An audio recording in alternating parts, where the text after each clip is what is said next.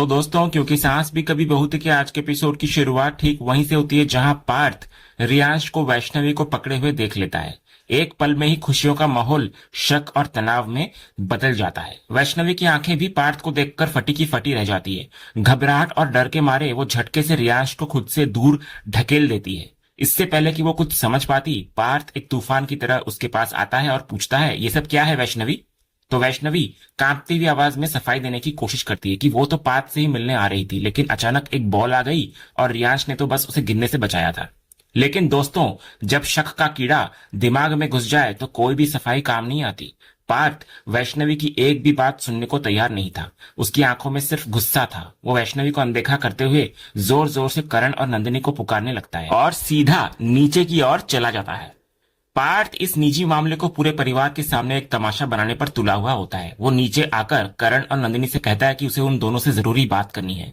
फिर वो तुलसी बा को भी आवाज लगाता है। एक एक करके वो घर के सभी मेंबर्स को हॉल में इकट्ठा कर लेता है। माहौल में एक अजीब सी खामोशी और भारीपन छा जाता है।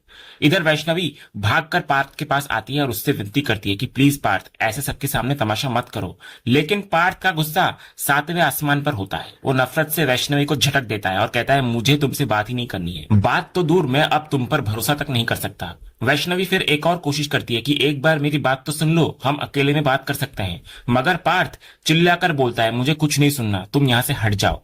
तभी तुलसी बीच में आती है और पार्थ को रोकती है कि पार्थ, ये क्या कर रहे हो तुम? सगाई हुई है तुम्हारी उससे। तो पार्थ इस पर चिल्लाकर बोलता है, कौन सी सगाई और कैसी सगाई? अरे भाड़ में गई ऐसी सगाई। अब पार्थ का गुस्सा एक ज्वालामुखी की तरफ फट पड़ता है। वो तुलसी को बोलता है कि आप इसी से पूछिए कि इसने क्या किया है। जब वैष्णवी रोते हुए अपनी बेगुनाही की दुहाई देती है तो पार्थ उसको चुप करा देता है और बोलता है, तुम तो रहने ही दो, मुझे तो शर्म आ रही है ये बताते हुए कि सगाई तो इसने मुझसे की, लेकिन इसकी नजरें दूसरे लड़कों पर है। तुलसी गुस्से में पार्थ को चुप रहने को बोलती है, लेकिन पार्थ रुकता नहीं। वो वैष्णवी की तरफ उंगली दिखाकर बोलता है, और तुम ये भोली बनने की कोशिश बिल्कुल मत करो। और इस बार वैष्णवी भी चुप नहीं रहती। वो पलटकर कहती है, पार्थ तुम अपनी हद क्रॉस कर रहे हो। तो पार्थ भी कहता है, अरे अगर मुझे पता होता कि तुम्हारा कैरेक्टर ऐसा है तो मैं तुमसे कभी सगाई ही नहीं करता। ये सुनते ही तुलसी दोबारा पार्थ को डांटती है कि पार्थ, होश में तो है ना तू? लेकिन पार्थ अब सबूत पेश करने पर उतर आता है। वो कहता है कि सगाई की रात वैष्णवी ने नकुल को अपनी तस्वीरें भेजी और पूछा कि वो कैसी लग रही है। वैष्णवी लगातार इनकार करती रहती है कि मैंने कोई मैसेज नहीं किया, लेकिन पार्थ उसकी एक नहीं सुनता। वो तुलसी से पूछता है, अब आप ही बताइए ना बा, क्या कोई भी लड़की अपनी सगाई के ठीक बाद ऐसा करेगी? और ये पहली बार नहीं है। ऑफिस में जो केक वाला ड्रामा हुआ था तब भी इसने यही भोला चेहरा बनाया, 4 आंसू बहाए और आप सबने मान लिया। क्या इसके पाप धुल गए? तभी वैष्णवी पार्थ को बोलती है, ये तुम गलत कर रहे हो पार्थ। तो पार्थ बोलता है, मैं गलत कर रहा हूँ और जो तुम कर रही हो वो सही है? मुझसे सगाई करके तुम तस्वीरें रियांश से खिंचवाती हो और नकुल को भेजती हो। यहाँ हम देखते हैं कि पार्थ का गुस्सा सिर्फ शक नहीं बल्कि रियांश से ही हो रही जलन और अपनी असुरक्षा का ही नतीजा है। वो वैष्णवी से पूछता है कि मुझ में क्या कमी है जो तुम्हें दूसरे लड़कों में ढूंढनी पड़ रही है? वो इसलिए ना, क्योंकि रियांश से तुम्हें सब कुछ मिल रहा है, उसके पास पावर ऑफ अटर्नी है, वो इस परिवार का भविष्य है, तो तुमने सोचा कि उसको पकड़ लो। तो फिर मुझसे सगाई क्यों की तुमने? इतना सब सुनने के बाद वैष्णवी का सब्र भी जवाब दे जाता है। वो भी गुस्से में कहती है, बहुत बड़ी गलती कर दी मैंने, क्योंकि मुझे ऐसे इंसान के साथ रिश्ता ही नहीं रखना जिससे मुझ पर भरोसा ही नहीं है। पार्थ भी पलटकर कहता है कि भरोसा उसे भी नहीं है। जब रियांश इधर बीच बचाव करने की कोशिश करता है तो पार्थ उसे भी झटक देता है और चेतावनी देता है कि वो उन दोनों के बीच में न आए। तभी तुलसी तुरंत रियांश को पीछे कर लेती है, लेकिन पार्थ रुकता नहीं। वो लगातार वैष्णवी पर वही इल्जाम दोहराता रहता है कि तुमने नकुल को तस्वीरें भेजी। लेकिन वैष्णवी बेबसी से बार बार इनकार करती है कि मैंने कोई फोटो या वीडियो नहीं भेजा। लेकिन पार्थ उसकी एक नहीं सुनता और कहता है, कितना झूठ बोलोगी तुम? और तभी इस आग में घी डालने का काम करती है दामिनी। वो सामने आकर वैष्णवी को बोलती है, यहाँ कोई कुछ बोल नहीं रहा, इसका मतलब ये नहीं कि तुम सही हो वैष्णवी। क्या तुमने रात को नकुल को मैसेज और तस्वीरें नहीं भेजी? जब वैष्णवी दोबारा मना करती है तब दामिनी तुलसी को कहती है, माँ मैंने खुद वो मैसेज और तस्वीरें देखी है। और फिर वो नंदिनी को भी आगे करते हुए कहती है, तुम ही बताओ नंदिनी माँ को कि तुमने क्या देखा है। तो नंदिनी भी पार्थ का पक्ष लेते हुए कहती है, हाँ माँ मैंने भी खुद देखा है, पार्थ गलत नहीं कह रहा है। ये सुनते ही तुलसी का पारा चढ़ जाता है और वो नंदिनी पर भड़क जाती है, तेरा दिमाग खराब हो गया है क्या? ये क्या बोल रही है तू? तो नंदिनी लाचारी से कहती है कि वो कुछ भी बोलती है तो सबको गलत ही लगता है। तभी करण नंदिनी को चुप कराने की कोशिश करता है और तुलसी को बोलता है कि ये पार्थ और वैष्णवी का आपसी मामला है, वे यंग है, सुलझा लेंगे। लेकिन आपसी मामला शब्द सुनते ही तुलसी का सब्र टूट जाता है। वो करण पर चीख पड़ती है, कैसा आपसी मामला? एक लड़की का सरेआम तमाशा बना दिया गया है। उसके कैरेक्टर की धज्जियां उड़ाई जा रही है और तुम इसे आपसी मामला बोल रहे हो। जानते नहीं हो अपनी माँ को? मैं इस घर में एक लड़की के साथ ऐसा तमाशा हरगिज नहीं होने दूंगी। तुलसी के इस सपोर्ट के बाद वैष्णवी को भी हिम्मत मिलती है। वो खुद को संभालते हुए कहती है, ये सब इसलिए हो रहा है काकी क्योंकि ये मैं होने दे रही हूँ। फिर वो सीधे पार्थ की आंखों में देखकर बोलती है, जब पहली बार इसने मुझ पर इतना घटिया इल्जाम लगाया था मुझे तभी ये रिश्ता तोड़ देना चाहिए था। पार्थ भी पलटकर कहता है, गलती तो मुझसे हुई है, जब मैंने तुम्हें रियाज के साथ देखा था मुझे तभी ये रिश्ता तोड़ देना चाहिए था। ये सुनते ही वैष्णवी का बांध टूट जाता है। वो चीख कर बोलती है, बस कर जाओ पार्थ, अब एक शब्द और नहीं, मैं खुद को और जलील नहीं होने दूंगी। फिर वो उसी की बात दोहराती है कि और सही कहा था तुमने, भाड़ में गई ये सगाई और भाड़ में गया ये रिश्ता। जहां इज्जत और भरोसा नहीं वहां कोई रिश्ता नहीं होता। इतना बोलकर वो अपनी सगाई की अंगूठी उतारकर पार्थ के हाथ में थमा देती है और उसको वार्निंग देती है, तुमने बोल लिया जो तुम्हें बोलना था, लेकिन अब अगर मेरे खिलाफ एक भी झूठा इल्जाम लगाया तो मुझसे बुरा कोई नहीं होगा। लेकिन पार्थ की जहरीली जबान रुकती नहीं। वो वैष्णवी के करीब आकर और भी घटिया इल्जाम लगाता है। वो बोलता है, हरकतें करो तुम, कांड करो तुम और रंग रलिया मनाओ तुम और मैं कुछ भी ना बोलूं। और इधर रंग रलिया शब्द सुनते ही तुलसी का खून खौल उठता है। वो आगे बढ़कर पार्थ के गाल पर एक जोरदार तमाचा जड़ देती है। पूरा घर हैरान नजर आता है। तुलसी गुस्से में कांपते हुए कहती है, बदतमीज लड़के, तेरी इतनी हिम्मत कि तू इसके बारे में इतनी घटिया बात कहेगा? ये तेरे भाइयों के साथ रंगरलिया मनाएंगी? शर्म नहीं आई तुझे ये बोलते हुए? बड़े बाप के बेटे हो इसलिए? फिर वो खुद वैष्णवी से बोलती है, तोड़ दे ये सगाई, ये लड़का तेरे लायक ही नहीं है। तभी अचानक नंदिनी तुलसी के सामने आकर खड़ी हो जाती है। उसकी आंखों में आंसू और गुस्सा दोनों होते हैं। वो पूछती है, आपने पार्थ को थप्पड़ मारा माँ? क्यों? क्योंकि वो एक लड़का है? क्योंकि उसने सवाल किया? आपने एक बार भी वैष्णवी से नहीं पूछा कि उसने अपने देवर को वो तस्वीरें क्यों भेजी? आपने ये जानने की कोशिश क्यों नहीं की कि ऐसा क्यों हुआ जो पार्थ इतना इनसिक्योर हो गया? नंदिनी का दर्द अब बाहर आ जाता है। वो कहती है, पार्थ अब बड़ा हो गया है माँ, वो सब समझता है, लेकिन आप पर उसकी बातों का कोई असर ही नहीं होता। और ये लड़की, ये अभी इस घर की बहू बनी भी नहीं है और आपने इसके लिए अपने पोते पर हाथ उठा दिया। इसके बाद नंदिनी तुलसी को बोलती है, पहले पावर ऑफ अटर्नी के लिए आपने रियांश की साइड ली और अब इस लड़ाई में आपने वैष्णवी को चुन लिया। आपको मैं, पार्थ, करण, समायरा, हम आपके अपने लगते ही नहीं है क्या? तो तुलसी नंदिनी को टोकते हुए कहती है कि वो अपनी आवाज ऊंची न करे और बात को यहीं खत्म कर दे। लेकिन आज नंदिनी रुकने वाली नहीं होती। वो कहती है, मैं वही बोल रही हूँ जो मुझे दिख रहा है माँ, क्या आपको नहीं दिख रहा कि आप क्या कर रही हैं? फिर वो करण की तरफ मुड़कर पूछती है, तुम ही बोलो करण, क्या मैंने कुछ गलत कहा? तो इस सवाल पर करण पूरी तरह से चुप हो जाता है। वो मन ही मन सोचता है कि उसकी लाइफ में ये क्या हो रहा है। एक तरफ माँ, दूसरी तरफ पत्नी, और दोनों आज एक दूसरे के खिलाफ खड़ी है। ये एक ऐसा मंजर है जिसकी उसने कभी कल्पना भी नहीं की थी। इसी बीच वैष्णवी बुरी तरह रोने लगती है तो तुलसी उसको संभालते हुए उससे माफी मांगती है कि मुझे माफ कर दे वैष्णवी, मुझे और मेरे पूरे परिवार को माफ कर दे बेटा। ये देखकर करण पार्थ के पास जाता है और उसको झकझोरते हुए कहता है, देख रहा है तू, अब भी तेरा मुंह नहीं खुलेगा माफी मांगने के लिए? गलती तूने की है और माफी मां मांग रही है। क्या यही होता है प्यार? देख उसकी आंखों में आंसू। तुझे अंदाजा भी है कि तूने क्या किया है? तभी नंदिनी तुरंत बीच में आती है और करण से कहती है, ये तुम क्या कर रहे हो करण?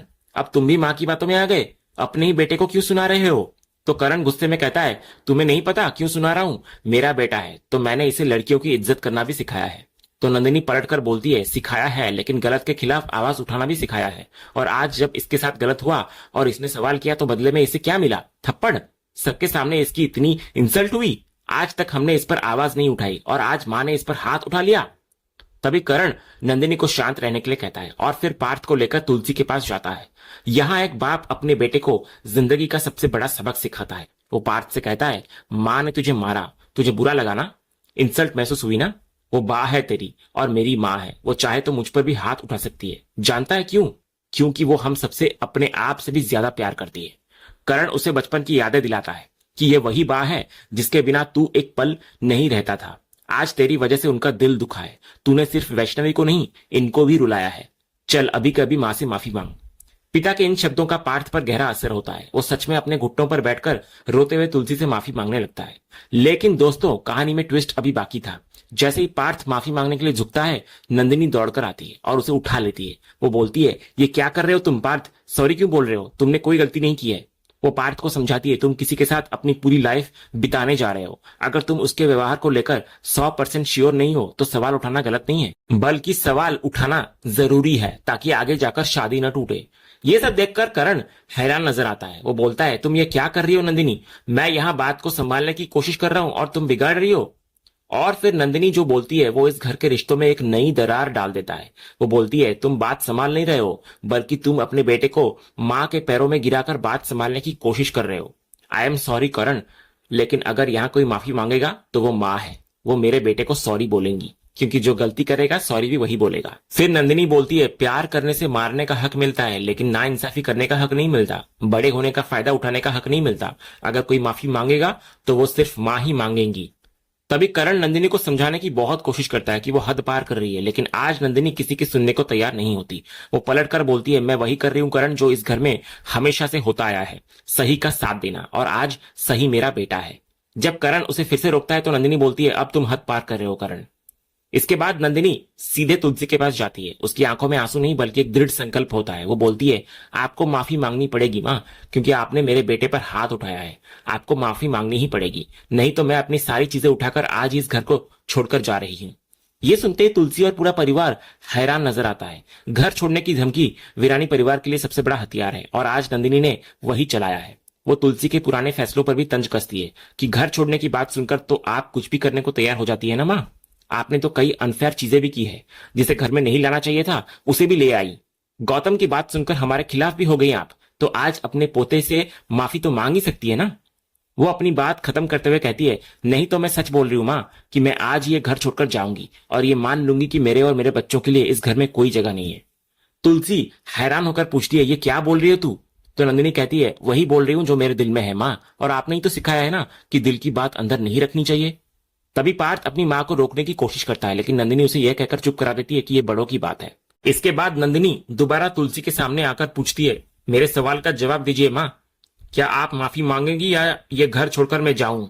और तभी इस पूरे ड्रामे के बीच करण एक पति, एक बेटे और एक पिता की भूमिका में एक बड़ा कदम उठाता हुआ नजर आता है। वो आगे आता है और नंदिनी से कहता है तुम्हें जवाब चाहिए ना, तो मैं देता हूं जवाब। वो एक गहरी सांस लेता है और पूरे परिवार के सामने ऐलान करता है सुन लो अच्छे से, मेरी माँ माफी नहीं मांगेंगी। तो करण का यह फैसला नंदिनी को चौंका देता है। फिर करण आगे जो करता है वो इस कहानी का सबसे भावुक और दिल को छू लेने वाला पल बन जाता है। वो नंदिनी से बोलता है तुम्हें बुरा लगा ना कि उन्होंने पार्थ पर हाथ उठाया, तो मैं उनकी तरफ से तुमसे माफी मांगता हूँ। और फिर वो अपने बेटे पार्थ के सामने हाथ जोड़कर खड़ा हो जाता है और बोलता है और मैं अपने बेटे से भी माफी मांगता हूँ, सॉरी पार्थ। वो नंदिनी की तरफ मुड़कर कहता है अब तो खुश हो ना तुम नंदिनी। लेकिन इसके बाद करण एक ऐसी बात कह देता है जिसकी उम्मीद शायद खुद तुलसी ने भी नहीं की होगी। वो नंदिनी को शांत करने के लिए कहता है हाँ माँ की गलती है, उन्हें पार्थ पर हाथ नहीं उठाना चाहिए था, लेकिन क्या हो गया नंदिनी, वो माँ है।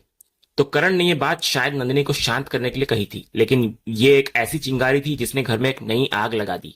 पीछे खड़ा गौतम जो अब तक सब कुछ देख रहा था वो सुनते ही भड़क उठता है। वो करण को टोकते हुए कहता है क्या कहा तुमने, माँ की गलती है। तुम्हारी बीवी इतनी देर से चिल्ला चिल्लाकर यही बोल रही है और अब तुम भी यही बोल रहे हो। तुम्हारी अपनी कोई सोच है भी या नहीं, या बस बीवी जो भी कहती है तुम मान लेते हो। तो करण भी अब अपना आपा खोने लगता है। वो बोलता है मैं किसकी मानता हूं और किसकी नहीं ये मेरा मैटर है, मुझे तुम्हें कोई सफाई देने की जरूरत नहीं है, ये मेरा फैमिली मैटर है। तो यहाँ लड़ाई अब सही और गलत की नहीं बल्कि मेरा परिवार और तेरा परिवार की हो चुकी थी। गौतम चीख कर कहता है कि ये मेरी माँ का मैटर है, तो मैं बीच में तो आऊंगा। तभी करण उसको समझाने की कोशिश करता है कि वो सिचुएशन को देखे और अपनी हरकतें छोड़े, लेकिन गौतम के लिए ये हरकत नहीं बल्कि अपनी माँ का सम्मान था। गौतम गुस्से में बोलता है कैसी हरकतें, मतलब कि तुम्हारी बीवी मेरी माँ की सरेआम इंसल्ट करे और मैं कुछ भी ना बोलूं। क्यों ना बोलूं, इसलिए क्योंकि ये घर तुम्हारे पैसों से चलता है। तो ये ताना करण के दिल में एक तीर की तरह चुभ जाता है। वो चिल्लाकर बोलता है पागल हो गए हो क्या तुम, यहाँ पैसों की बात कहां से आ गई। इसके बाद अब करण भी पलटवार करता है और गौतम पर सबसे बड़ा मनोवैज्ञानिक हमला करता है। वो बोलता है ये तुम्हारा अपना हीन भावना है, इसे दूसरों पर मत थोपो, ये तुम्हारी अपनी इनसिक्योरिटी है। ये सुनकर गौतम और भी गुस्सा हो जाता है और वो करण को एक धक्का देकर बोलता है तुम्हारी हिम्मत कैसे हुई ऐसी बात बोलने की। गौतम के मन में पहले से जमी हुई तकलीफ बाहर आने लगती है। उसे लगता है कि घर के खर्चों में हेल्प करने की वजह से अब करण खुद को बाकी लोगों से ऊपर समझने लगा है और सबको गुलाम समझने लगा है। करण भी गुस्से में कहता है कि उसने जो भी किया परिवार समझकर किया और ये उसका हक था, लेकिन गौतम इसे स्वीकार नहीं करता। वो बोलता है कि उसे किसी की हेल्प या एहसान नहीं चाहिए या भीख नहीं चाहिए। अब दोनों भाइयों के बीच बहस तेज हो जाती है, आवाजें ऊंची होने लगती है और मामला हाथापाई की तरफ बढ़ने लगता है। तभी तुलसी ये सब कुछ खामोशी से देख रही होती है। एक तरफ बहुएं आमने सामने हैं, दूसरी तरफ बेटे आपस में लड़ रहे हैं और पूरा परिवार बिखरता हुआ दिखाई दे रहा है। आखिरकार वो कुछ भी नहीं बोलती। टूटी हुई आहत और पूरी तरह थकी हुई तुलसी वहां से चुपचाप चली जाती है और इधर करण और गौतम दोनों सिर्फ अपनी माँ को जाते हुए देखते रह जाते हैं। और इसी भारी और भावनात्मक मोड़ पर आज का ये एपिसोड यहीं पर खत्म होता है। तो दोस्तों, आपको आज के एपिसोड का कौन सा सीन सबसे ज्यादा पसंद आया, हमें कमेंट बॉक्स में जरूर बताएं। अगर आप क्योंकि सास भी कभी बहू के फैन हैं और कोई भी अपडेट मिस नहीं करना चाहते तो हमारे इस चैनल को सब्सक्राइब करना ना भूलें और बेल आइकन को भी जरूर दबाएं। हम मिलते हैं अगले एपिसोड के अपडेट के साथ। तब तक के लिए धन्यवाद।